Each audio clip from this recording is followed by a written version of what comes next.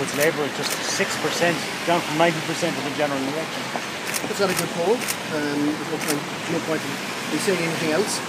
Surprising in the context of the last 10 days when two other opinion polls, Behaviour Attitudes and Red C, showed an increase in the Labour vote. So it's a concern, obviously. We've known that we're on a journey to recover this economy. It's a difficult journey.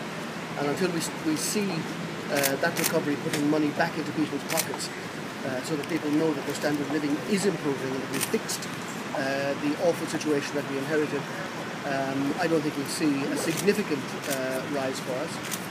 But I think that will happen in the context of the next 2.5 years. Does it threaten Eamon Gilmore's leadership of the party, though, this fall in support and the fall for him personally? No, I think the bottom line is that the Labour team is everybody, from grassroots level to the party leader. We set on a really challenging task 2.5 years ago. We're in it together. We're not going to be distracted by any internal navel gazing. We've one job of work to do, and that's putting the country first, fixing the problems of our economy, and getting people back to work. That's what people want. I don't think it would be very tolerant if we started focusing our attention on ourselves as opposed to the job of recovering our country, getting people back to work, and getting our economy straight again.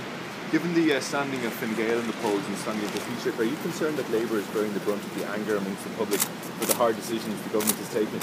Well, if you look at the relative fall of Fine Gael from their opinion poll rate now against what they got in the last election, there's been a significant decline as well. Because the task we're doing jointly is a hugely challenging, difficult task. Nobody is content when we're cutting public expenditure, when we've raised taxes, when we broaden the tax base. All of that is to put in place a sustainable future for the people of Ireland. We need to explain that better, there's no doubt about that.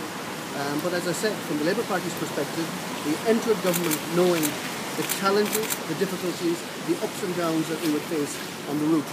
But as we've always done throughout our 101 years of history, we put the country before any self-interest. And I think ultimately the people will recognise that and reward us when we ask them in 2.5 years' time to give us their verdict. All right? Thanks, Minister.